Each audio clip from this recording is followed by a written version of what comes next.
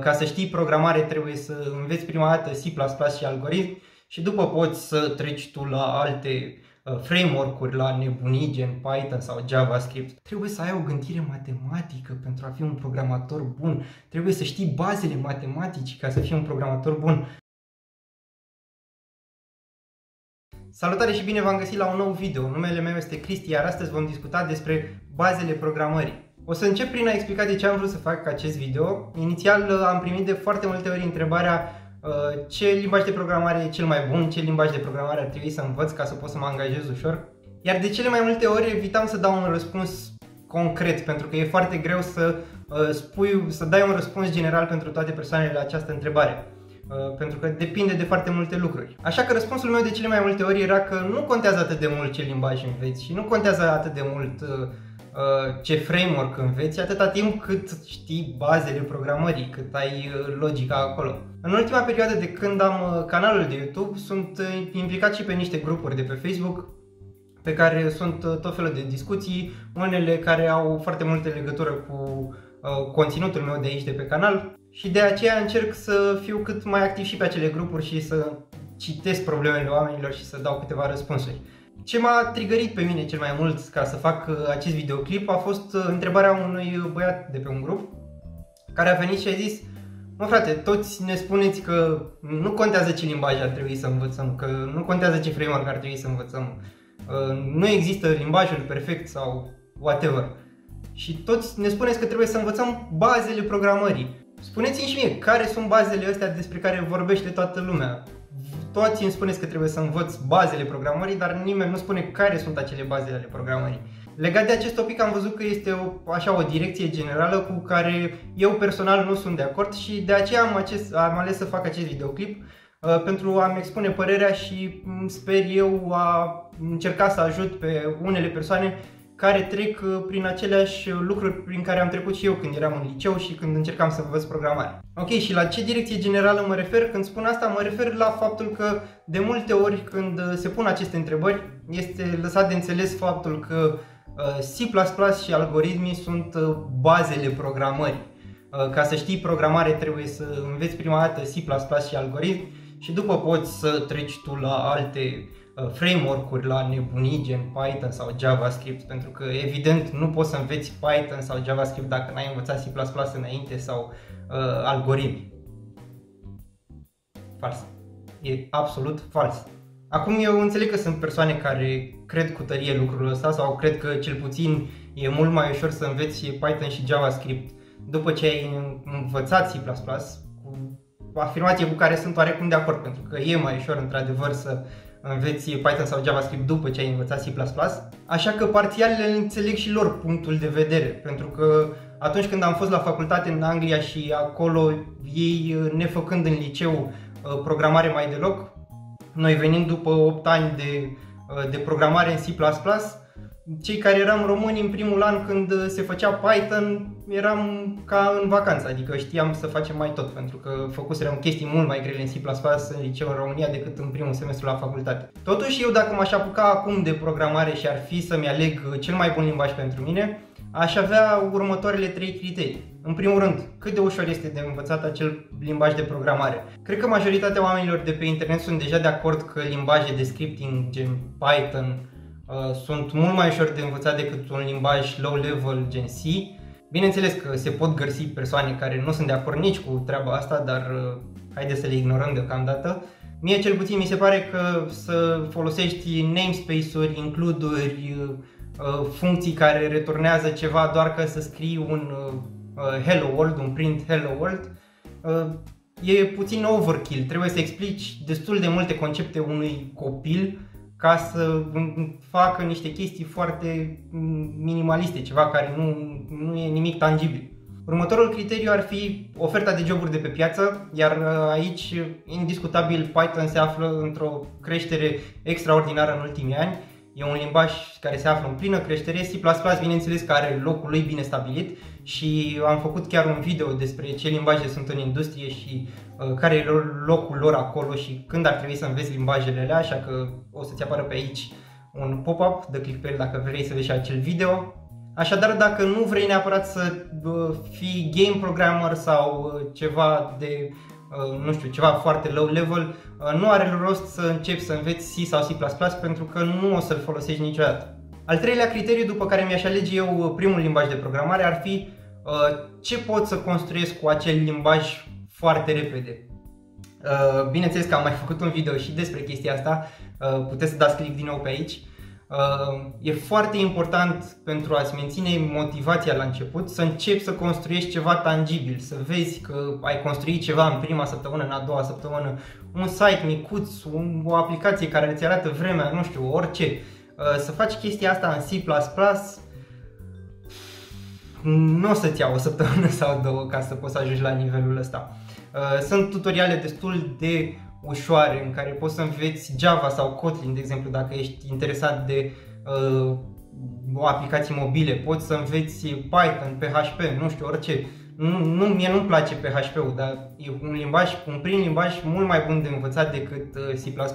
Trebuie să înveți ceva pentru a te ține motivat, ceva în care poți să construiești o aplicație rapid.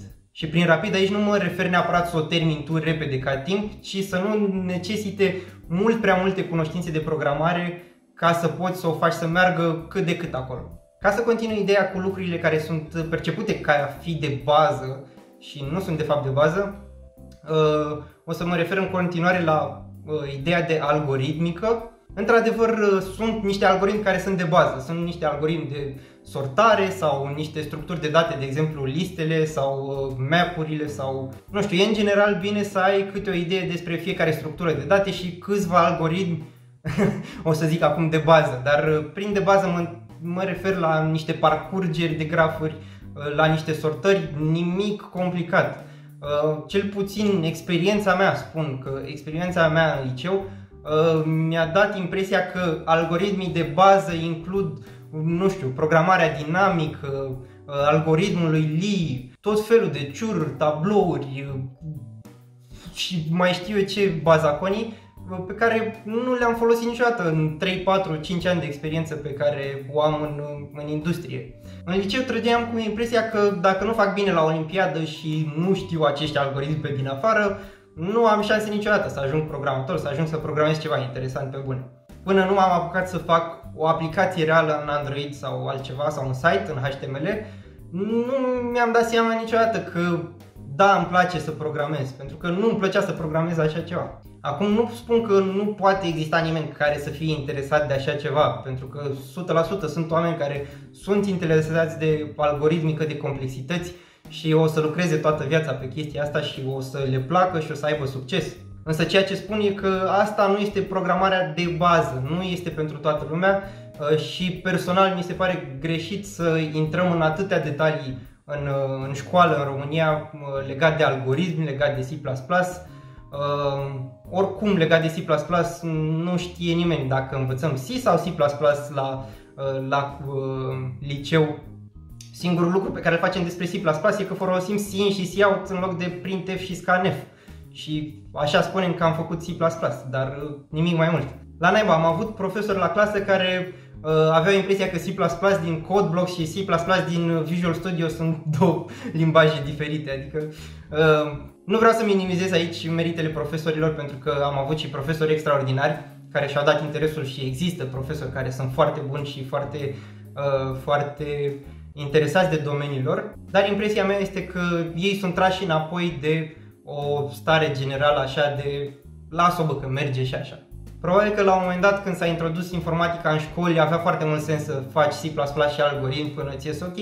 Acum nu cred că mai e cazul, materia este neschimbată de nu știu câți ani și lumea IT-ului se schimbă de la o zi la alta și e imposibil să funcționeze o școală cu aceeași materie de cel puțin 15 ani când am făcut eu informatică prima dată sau 10 ani, nu mai știu. Ok, până acum am discutat mai mult despre care nu sunt în opinia mea bazele programării și nu vreau să vă mint și vreau să evit exprimarea de a vă spune eu care sunt bazele de programării, care sunt bazele programării pentru toată lumea, pentru că e un termen pe care fiecare trebuie să și-l definească în felul lui. Dar o să dau așa câteva direcții generale, ceva după care poți să te ghidezi ca să știi ce trebuie să înveți la început, cum îți definești tu care sunt bazele programării pentru tine. Eu după ce am făcut liceul în România și la informatică făcând 8 ani de C++ și algoritmi, am ajuns la o facultate în Anglia, unde totul s-a schimbat radical.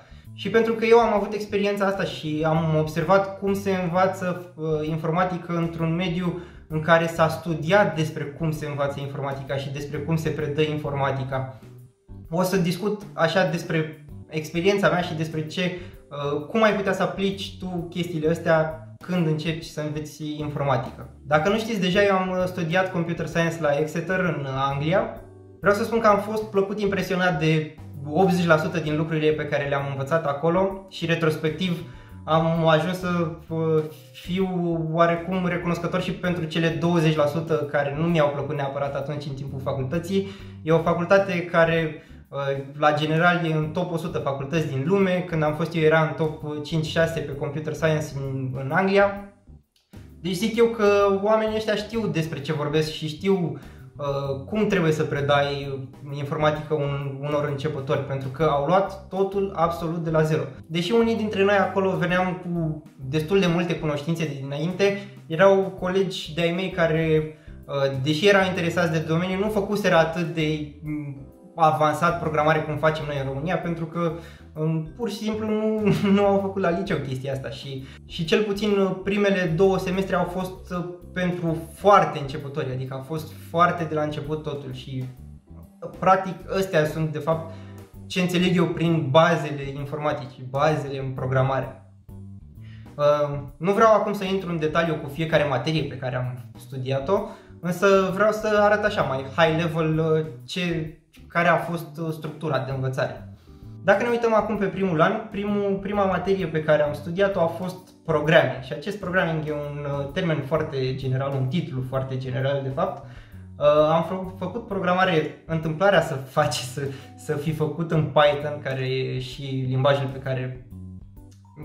care mi se pare mie cel mai potrivit pentru începători. Scopul acestei materii a fost practic să reușim să transpunem ideile noastre în instrucțiuni foarte simple, adică să creăm în mintea noastră un algoritm foarte simplu și prin foarte simplu mă refer la a număra până la 10 sau lucruri de genul acesta, adică nu algoritmi complexi, un algoritm foarte simplu pe care poate să-l înțeleagă oricine și tataie de la țară. Ok, și scopul era să reușim să transpunem acești algoritmi foarte simpli în instrucțiuni de cod, în if-uri, for-uri, while-uri, try, catch, tot ce se poate învăța de genul acesta în Python. Ce mi se pare foarte important, un lucru pe care l-am învățat și toată lumea îl trece cu vederea, e la această materie Social and Professional Issues of the Information Age. Aici vorbeam despre chestii legale și profesionale pe care ar trebui să le știe orice programator, cum trebuie să lucrezi cu datele, cum trebuie să lucrezi cu o companie, ce ai voie să faci, ce înseamnă cu un copyright. Chestii pe care nu prea le înveți de pe internet sau e mai greu să le înveți de pe internet și totuși, uite, asta e o chestie de bază despre care nu vorbește nimeni. Am învățat la materia asta de asemenea, dar și la celelalte materii destul de mult despre cum să facem prezentări despre codul pe care îl scriem și programele pe care le facem. Ideea în general a facultății era să te facă să fii un programator complet. Nu să știi să interpretezi niște instrucțiuni, niște requirements-uri fixe și să știi să scrii codul ăla acolo și cu asta basta. Nu. Bazele programării sunt mai mult de atâta și faptul că scrii cod curat și eficient și folosești cine știe ce algoritmi, da, asta e într-adevăr o calitate foarte bună a unui programator, însă să știi doar asta nu te face un programator complet. Trecând mai departe, bineînțeles că am făcut niște programare orientată pe obiecte, structuri de date și algoritmi. Din nou aici am trecut așa prin toate structurile de date pe care le poți face. Asta mi se pare într-adevăr destul de important și destul de bază. Fiecare programator ar trebui să știe un minim de structuri de date, grafuri, nu știu. O să vă las linkul în descriere și puteți să downloadați specificația de la fiecare curs și materia de la fiecare curs și vedeți exact ce se studiază la facultatea asta. Și puteți să citiți mai departe despre fiecare pe internet pentru că găsești o grămadă de documente super bune despre fiecare materie. O altă chestie de bază, computers and internet. Ce am făcut la materia asta a fost să aflăm puțin despre cum funcționează un calculator, orice calculator, care e faza cu tranzistorii, dar la un nivel destul de high level, adică ce l-ar interesa pe un programator despre asta, adică nu te apucă și îți dă toată fizica din spatele tranzistorului și din spatele plăcii de bază sau mai știu ce, sau a cache-ului din procesor, dar îți explică, de exemplu, ce înseamnă un sistem de caching și îți dă exemple foarte, cum să zic eu, de înțeles pentru toată lumea. Adică ții minte o analogie de la un profesor în care a spus că sistemul de caching e ca frigiderul pentru supermarket. Adică nu trebuie să te duci la supermarket de câte ori vrei să cumperi câte un ingredient pentru pizza. O să-ți cumperi toate ingredientele, le pui în frigider și când ai nevoie de ele te duci doar până la frigider, nu te mai duci până la supermarket de fiecare dată. Dar am luat-o pe arătură și în detalii. Hai să trecem mai departe.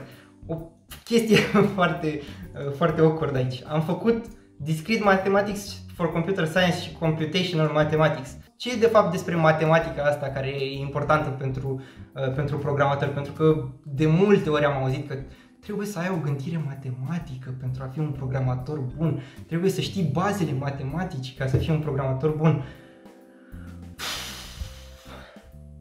Toată matematica pe care am făcut-o în Discrete Mathematics for Computer Science se încadra în clasa 9-a, 10-a, niște noțiuni din a 12-a foarte puțin.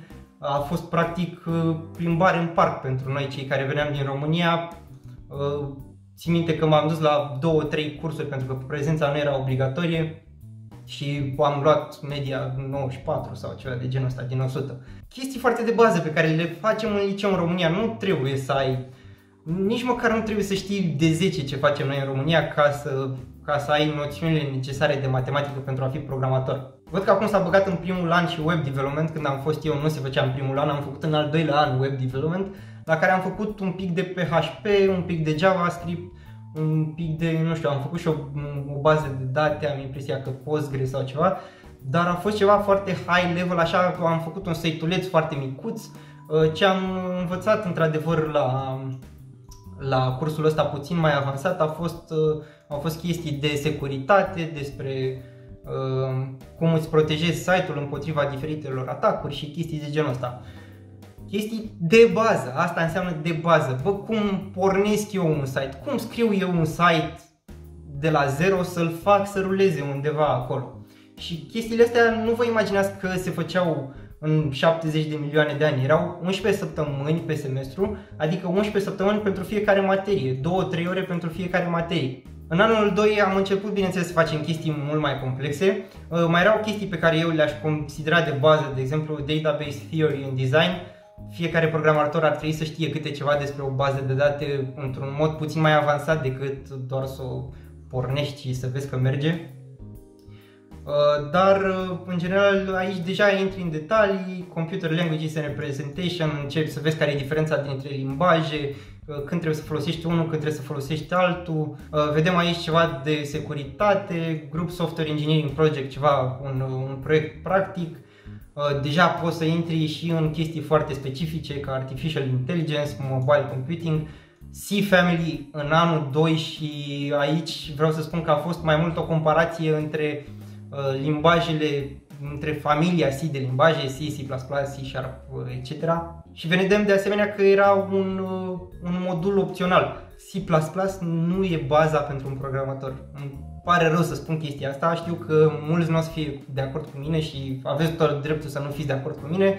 De aceea e o lume liberă, poți să te uiți la ce content vrei tu, dacă vrei să nu te mai uiți la contentul meu doar pentru că sunt de părere că C++ nu e ceva de bază și algoritmii nu sunt ceva de bază, e dreptul tău să o faci și asta e. Ok. Ce mai rămâne de spus foarte important aici e că dacă dăm la Learning and Teaching pe site-ul facultății, vedem că aproximativ 20, 30, chiar 15% în ultimul an, doar 15-20% din timp a fost petrecut practic învățând cu profesorul. Vedem acolo că 78, 70, 85% din timp trebuie petrecut singur, învățând în bibliotecă, învățând pe net, învățând, eu știu, în diferite locuri. Credeți că de proști oamenii ăștia pun 78% din timp independent study sau credeți că le e lene să vină mai mult la cursuri? Nu, acest lucru se întâmplă pentru că au înțeles că pentru fiecare student procesul de învățare e diferit. Tu nu poți să faci 100% din timp același content de învățare pentru toată lumea. Tu o să faci 20-30% din timp content de învățare general pe care trebuie să-l înțeleagă toată lumea, după fiecare trebuie să petreacă 80% din timpul ăla căutând singur. Bineînțeles că dacă dădeai de niște probleme, aveai un tutor la care puteai să te duci să-l întrebi: bă, ajută-mă și pe mine cu problema asta, că nu mai înțeleg, m-am blocat. Te ajutau, dar ideea era că inițiativa trebuia să vină de la tine. Care materie te ajută pe tine cel mai mult? Ce trebuie să învăț eu mai mult despre materia asta? De unde învăț eu mai bine? Că eu poate învăț mai bine de pe YouTube, sau eu poate învăț mai bine dintr-o carte, sau eu poate învăț mai bine văzându-l pe altul cum face chestia asta. Pentru mine s-a dovedit a fi o idee foarte bună să găsesc un job part-time la care am lucrat și am învățat foarte multe lucruri. Eu neoficial am numărat timpul ăla pe care l-am petrecut lucrând în acest 80%, 70% din timp. Deși nu avea neapărat legătură tot timpul cu materia din momentul ăla pe care o făceam eu la școală, eu am calculat acel timp pentru că mie așa mi s-a părut cel mai potrivit în momentul ăla și pentru că, bineînțeles, aveam nevoie de niște bani, am găsit cel mai potrivit să mă angajez part-time pe joburi care, într-adevăr, joburi la care învățam ceva, la care aveam un mentor care să mă ajute. Câteodată s-a întâmplat să nu am un mentor care să mă ajute și am învățat ce trebuie să faci în situația în care ești depășit de situație și nu poate să te ajute nimeni. Dar în final, dacă ar fi să spun care ar fi trei cele mai de bază chestii pe care trebuie să le știe orice programator. În primul rând, trebuie să aibă un overview despre fiecare dintre chestiile astea de aici. Da, sunt multe, bineînțeles. Partea mișto e că nu trebuie să afli despre fiecare înainte să te angajezi. Poți să te angajezi și să faci un internship sau să faci proiecte fără să știi despre fiecare câte ceva, dar alegeți una pe care vrei să o aprofundezi mai bine și fă pe chestia aia. Și între timp o să înveți tu ușor, într-un an, 2, 3, o să înveți mai mult despre fiecare. Asta ar fi prima bază, bazele tehnice pe care ar trebui să le ai. Însă pe lângă bazele tehnice tu trebuie să ai și soft skills, tu trebuie să știi, sunt niște baze psihologice, ca să zic așa, pe care trebuie să le aibă orice programator și aici pe primul loc aș menționa empatia. Trebuie să fii foarte bun în a te pune în pantofii altcuiva, trebuie să știi foarte bine cum să te gândești ce ar face utilizatorul în locul tău, ce ar face șeful tău în locul tău, ce gândește șeful tău, ce vrea clientul tău de la tine, ce vrei tu de la tine până la urmă. Trebuie să faci și o introspecție de genul ăsta, trebuie să poți să faci chestiile astea. Sunt skill-uri pe care trebuie să le aibă programator și cum altcumva ai putea să obții aceste prime două chestii pe care le consider eu de bază decât prin a treia chestie pe care trebuie să o ai de bază, pe care trebuie să o aibă orice programator bun, adică exercițiu și experiență. Da, când te duci acolo să cauți job și vezi că toată lumea își cere 2 ani de experiență, dar n-ai cum să faci 2 ani de experiență dacă nu te ia nimeni fără experiență, da, poate fi destul de greu, înțeleg chestia asta și e oarecum stupid. Însă în videoclipul trecut, pentru că am un videoclip și despre asta, poți să afli cum reușești să iei joburi fără să ai foarte multă experiență. Însă ce vreau să spun prin chestia asta, revenind la ideea acestui videoclip, e că nu poți să-ți construiești aceste baze tehnice și psihologice dacă nu ai încercat să faci chestiile astea, dacă nu te-ai dus la cineva, du-te la cineva și spune-i că lucrezi pe gratis pentru el. Scrie la 100 de oameni că vrei să lucrezi pe gratis pentru ei sau scrie pe grupuri și sunt convins că o să găsești pe cineva care o să zică: da, bă, te ajut eu, o să stai la mine să înveți chestii, nu te plătesc, lucrezi pentru mine și o să înveți să faci un site acolo. Bă, spui ceva în CV. O să poți să zici că ai o lună de experiență, nu contează, te duci la concursuri, faci un internship, pentru că altcumva nu o să poți să-ți crești pe bune nici skillurile tehnice, dar mai ales pe cele psihologice. Nu o să fii niciodată în stare să-ți antrenezi acasă un skill de a prezenta.